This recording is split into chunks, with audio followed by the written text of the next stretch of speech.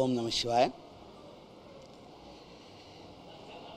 సనాతన భారత హైందవ ధర్మం విశ్వవ్యాప్తముగా శివతత్వాన్ని, శైవతత్వాన్ని ఈ ప్రపంచానికి అందించింది.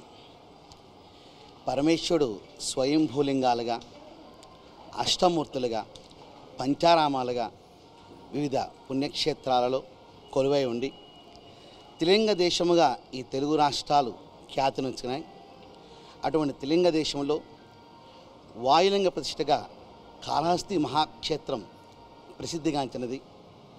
ఎలా అయితే విష్ణుమూర్తికి 12 మంది ఆల్వార్లు భక్తులుగా ఉంటారు, పరమేశ్వరుడికి 63 నయనాలు ఉంటారు. దానిలో మన తెలుగు ప్రాంతంలో భక్త కన్నప్ప విశేషమైన అపారమైన భక్తిని ఈ లోకానికి అందించారు.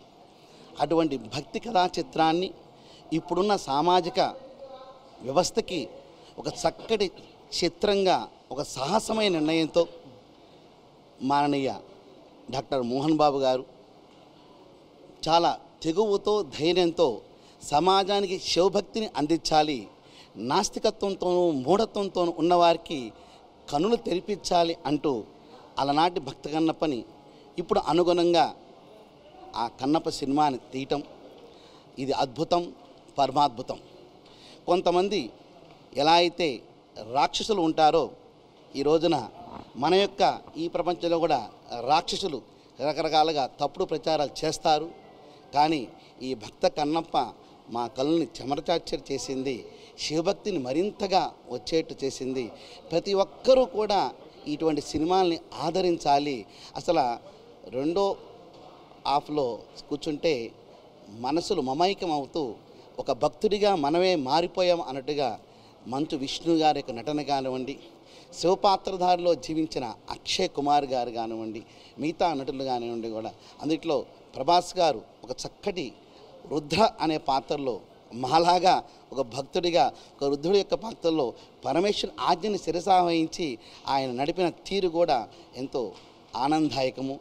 మంచు విష్ణు గారు ఇటువంటి చక్కటి పాత్రను పోషించి కన్నప్ప పాత్రలో మెరిపించి మనందరినీ మురిపించిన ఆ కుటుంబం శివపార్వతులకు సంపూర్ణ అనుగ్రహంతో వర్ధిల్లాలని, వారి నుంచి వచ్చిన ఈ భక్త కన్నప్ప సినిమా ప్రజా ఆదరణ, ప్రజా మనని, ప్రజా భక్తిని పొందాలని చెప్పేసి మనసా వాచ కర్మ కోరుకుంటూ ఓం నమ శివాయ.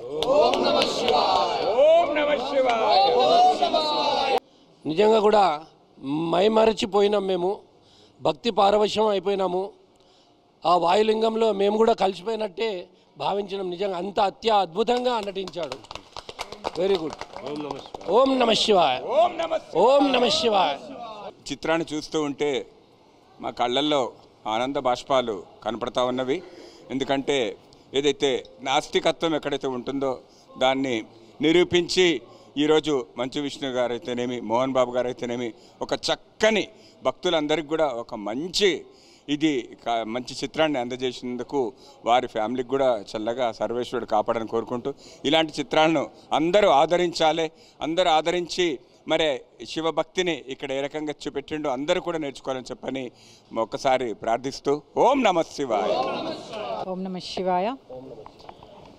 భక్తి అనే రసాన్ని చాలా చక్కగా, అసలైన భక్తి అంటే ఏంటి అనేదాన్ని చాలా చక్కగా చూపించారు.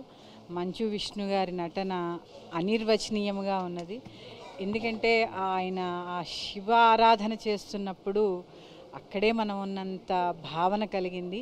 ఎందుకంటే స్వామి భావనా మాత్ర సంతుష్ట హృదయాయే నమః ఆ నామంతో ఆ చక్కగా శివుణ్ణి అర్చించుకున్నంత ఆనందంగా ఉంది. శ్రీ గురుభ్యో నమః. ఓం నమ శివాయ. ఓం నమ శివాయ. ఇవాళ జనమందరూ కూడా సినిమాను చూసి అందులోని పాత్రలు మాత్రమే చూస్తారు. కానీ ఇక్కడ ఆనాటి కాలం నాటి భక్త కన్నప్పని సాక్షాత్కరింపజేసేటట్టుగా, ఈనాటి జనానికి అవసరమయ్యేట్టుగా దాన్ని తీర్చిదిద్దారు. చాలా అద్భుతంగా అనిపించింది. ఒక వ్యక్తి ఏమీ తెలియనప్పుడు ఎలా ఉంటాడో, తెలిసిన తర్వాత ఎలా ఉండాలో ఈ పాత్రల ద్వారా, ఈ భక్త కన్నప్ప ద్వారా అందరి కళ్ళు తెరిపించారు. సమాజంలో నాదే ఎక్కువ, నేనే ఎక్కువ అనేటువంటి అందరినీ కూడా ఆయన ముందు ఏది ఎక్కువ కాదు అనేటువంటి నిరూపణ ఈ చిత్రం ద్వారా అందరికీ తెలియజేశారు. ఇందులో మేమెవరిని కూడా ఫలానా యాక్టర్గా ఎక్కడా చూడలేదు. ఆ కన్నప్పనే చూసినంతసేపు కళ్ళారా చూసాం, మనసారా చూసాము, మైమరిచిపోయి కళ్ళ నీళ్ళ ఆనంద బాష్పాలతో ఆ కన్నప్పని, ఆ శివయ్యని ఇక్కడ సాక్షాత్కరింపజేసుకునేట్టుగా ఈ సన్నివేశాలన్నీ బాగా ఉన్నాయి. అంతకంటే ఇంకేమీ చెప్పక్కర్లేదు జనానికి. కళ్ళు తెరిచి చూస్తే అన్నీ కనిపిస్తాయి, కళ్ళు మూసి చూస్తే ఏం కనిపించాలో అవి ఆ బుద్ధులు ఉన్న వాళ్ళకి అవే కనిపిస్తాయి. కాబట్టి కళ్ళు తెరిచి చూసే ప్రయత్నం చేద్దాం. భక్త కన్నప్ప తన కళ్ళు పరమాత్ముడికిచ్చి పరమాత్ముడి కళ్ళు తాను పొందినప్పుడే శివైక్యం చెందాడు. మనం కూడా ఆ కళ్ళను తెచ్చుకుంటే అంతా శుభమే, అంతా శివమయమే.